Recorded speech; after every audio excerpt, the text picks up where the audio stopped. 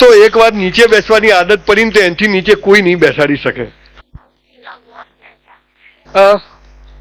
ચારે ચાર સાયન્સના વિદ્યાર્થી, હું પણ સાયન્સનો વિદ્યાર્થી. 1984 મારું 12મું થયું. 12મું જ થયું સાલું. મેં સાયન્સ રાખ્યું. I want to be a doctor. I choose science and I am the most intelligent student of my school. My father was a tailor. એક ઓટલા ઉપર દરજી દુકાન ચલાવે. મારી બા મને રેશન કાર્ડની ગાંઠોવાળી ખાંડ અને પામોલીન તેલ લેવા માટે રેશન કાર્ડની દુકાનમાં લઈ જાય એટલે બહુ શરમ આવે કે આપણે ગરીબ કેમ છે. મારી બા કે ગયા જન્મમાં હારા કર્મ નથી કર્યા. તો મેં કીધું હવે તો મને કે હવે હારા કર્મ એટલે કંઈ સમજ ના પડી, પણ એ બધું ચાલતું હતું. એટલે 12માં કીધું ડોક્ટર થઈ જાવ. જેમ તમને બધાનું યુપીએસસી જીપીએસસીનું હાલ ધૂન સવાર છે. ટકા લાવવા શું કરવાનું? ગોખી મારવાનું.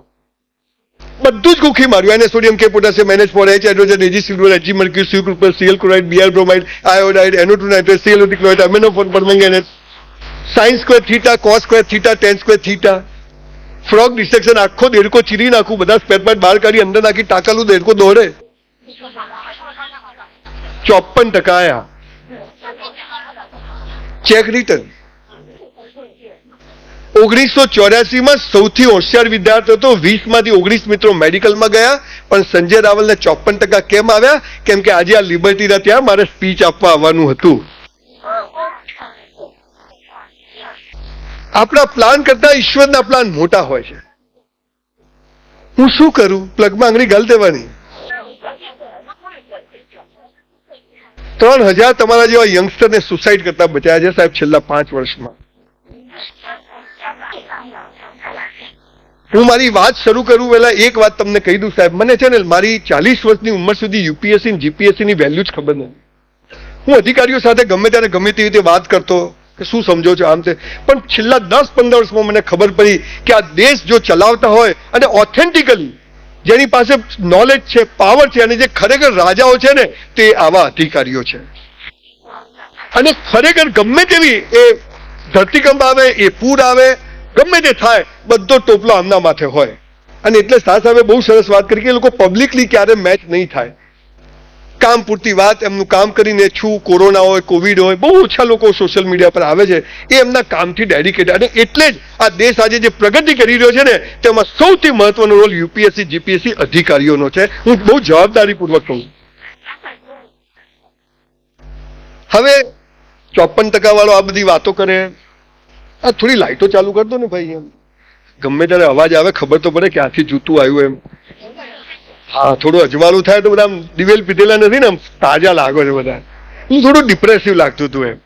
અને ખબર તો પડવી છે હું બોલું છું ટપ્પી પડે છે કે નથી પડતી એમ. મિત્રો, what is definition of success? અહીંયા 2-3 શબ્દો બહુ સરસ સાહેબ બોલ્યા. ડિસિપ્લિન શબ્દ મને ખૂબ જ ગમ્યો. એવા 4-5 શબ્દો બહુ બોલાયા અહીંયા આગળ. કોન્ફિડન્સ. બધા કહે છે ડિસિપ્લિન લાવો, બધા કહે છે કોન્ફિડન્સ લાવો. ક્યાંથી આવે? આગળ વધો. કે પીઠે માથું કૂટે ક્યાં આગળ વધે? જે ઊંચો રાખો. મંગળ પર ઘર બનાવવું છે, બની જાય. અહીં અમદાવાદમાં ભાડે નથી મળતું ઘણા. યંગ છોકરા સાહેબ, મારી 2 દીકરીઓ છે, મારા ભાઈની 2 દીકરીઓ છે, 4 દીકરીઓનો બાપ છું. બહુ સરસ સમાજ સમક્ષ ઉભો છું. ભવિષ્યના જે લોકો છે એમની વચ્ચે 18-20 વર્ષની ઉંમરમાં મા બાપ છોકરાઓને સમાજ કે ગંદા વિચારો નહીં કરવાના, સેક્સના વિચારો નહીં કરવાના. એટલે આ ઉંમરમાં એ જ આવે. અને ના આવે તો લોચાવાળો કેસ કહેવાય. પણ આની સાથે કેમ જીવવું? બધા કહે છે પોઝિટિવ વિચાર કરો, નેગેટિવ હોય ધક્કો મારું જા. આની સાથે કેમ જીવવું? સાહેબે બહુ મસ્ત મારો શબ્દ સાહેબ બોલ્યા છે. મને સાહેબ આપને પ્રણામ કરું છું. બહુ ઘણા સમયે કોઈ માણસ એવો મળ્યો.